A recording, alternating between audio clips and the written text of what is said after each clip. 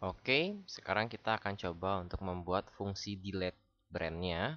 Dan kebetulan sekali di sini memang saya sedang ada 3 buah eh, brand yang salah dimasukin, maunya diedit, di save sebagai Buffypad, tapi ternyata dia insert, jadi saya salah melink URL-nya.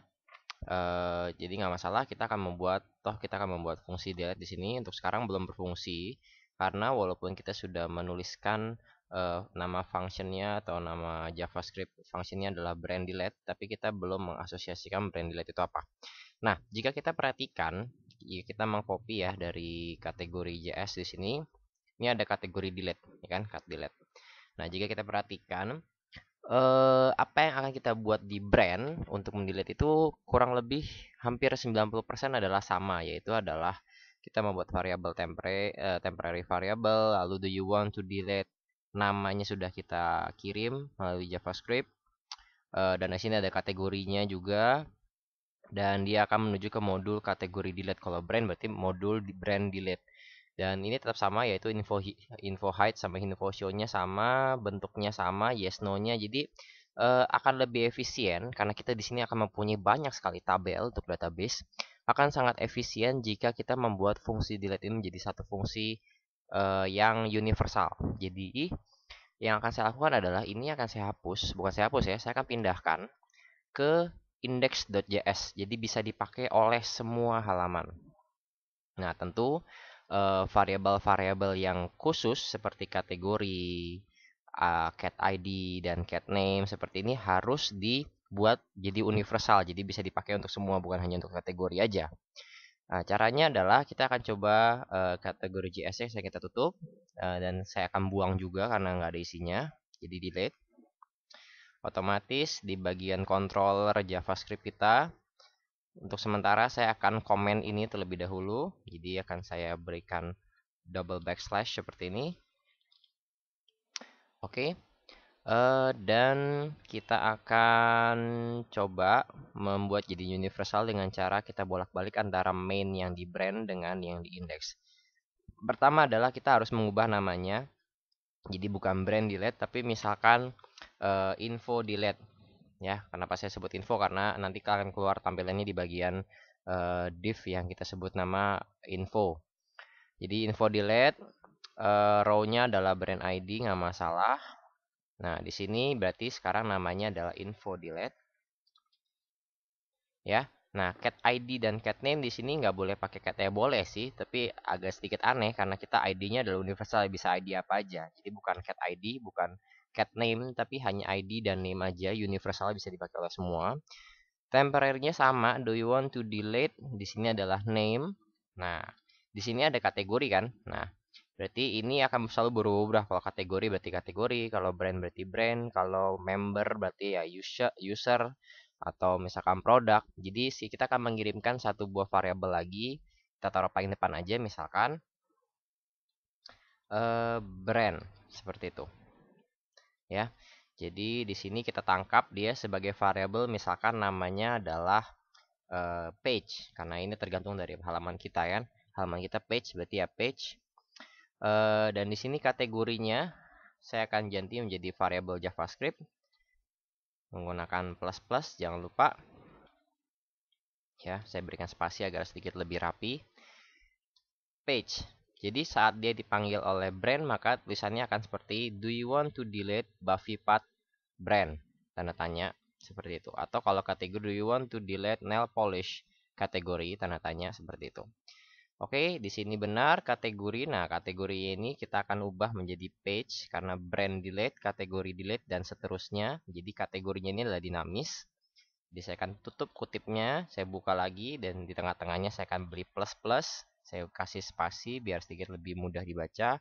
Dan di sini saya akan tulis page.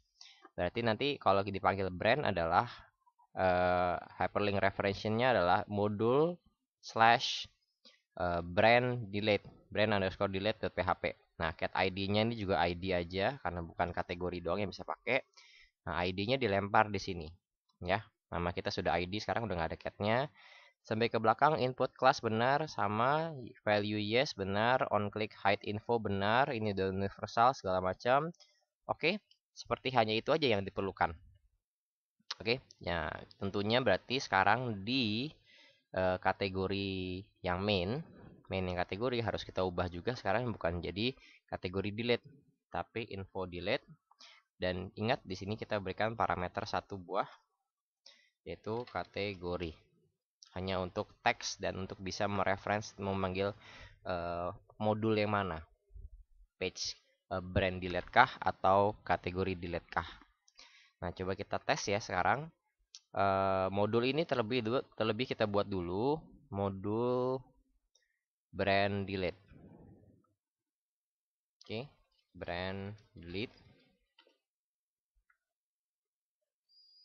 Oke, isinya kita coba copy aja dari yang kategori biar nggak terlalu banyak buat. Kita edit-edit aja yang perlu. Session start benar, admin status benar. Nah, di cat-nya sekarang bukan cat ID tapi hanya ID saja. Karena sekarang udah universal, otomatis berarti yang di kategori delete ini juga kita ubah jadi ID aja. Ya, bukan cat ID lagi. Oke. Sekarang baru cat ID-nya adalah dari ID, benar. Tapi get-nya sendiri, variabel get-nya kita yang kirim adalah JavaScript kita menggunakan ID aja, ID tok, nggak ada kategorinya, nggak ada brandnya segala macam. Oke, ID-nya kalau ada maka di sini dimasukkan ke dalam ID, benar. Di sini namanya adalah brand ID. Kategorinya kita ubah jadi brand. Select brand where brand ID sama dengan brand ID.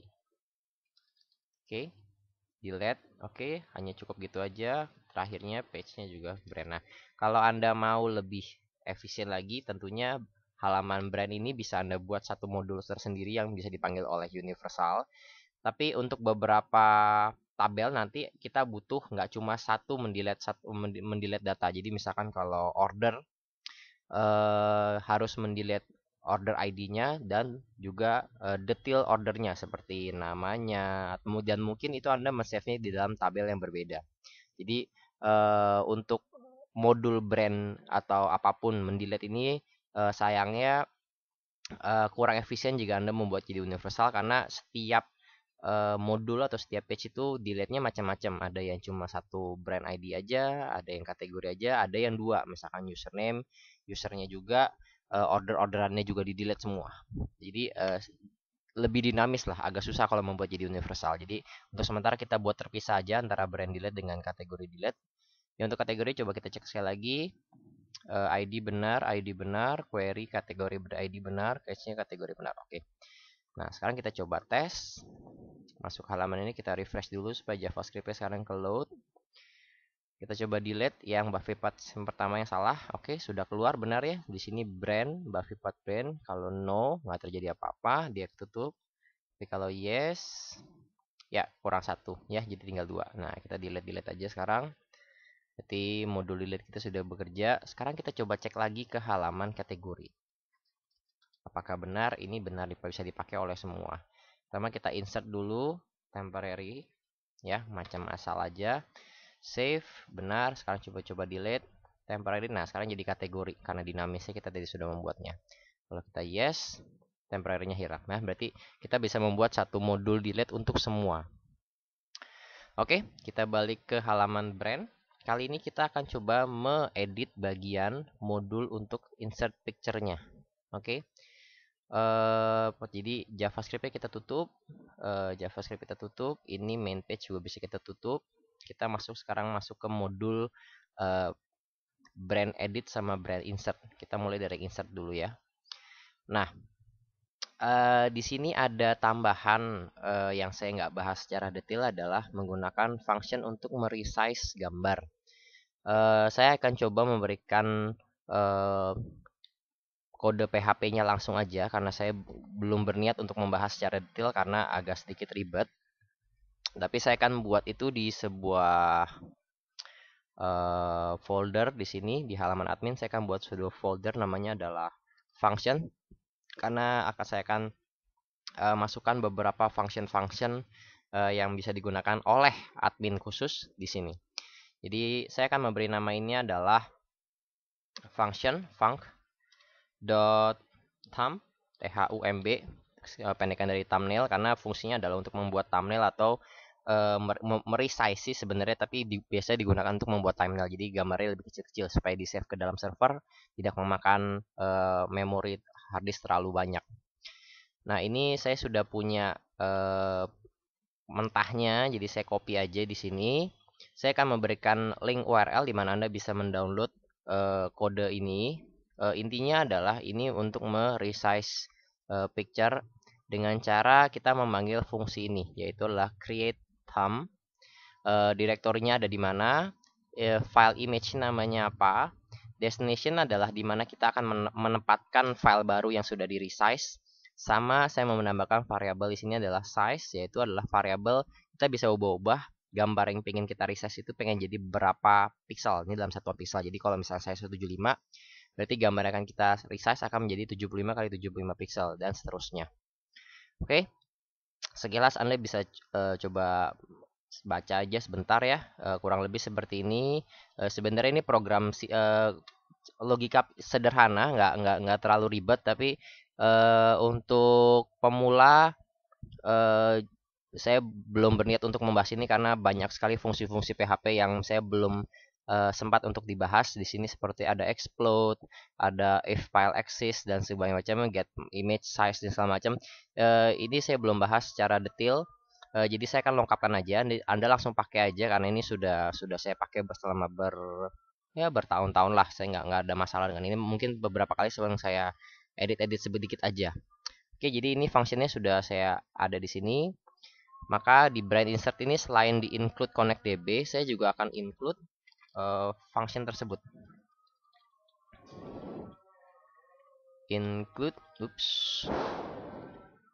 Kita ada di folder modul, berarti kita balik ke atas jadi admin, lalu masuk ke function. Ya, pakai backslash dulu ya. Function dan namanya adalah func.thumb.php. Titik koma jangan lupa.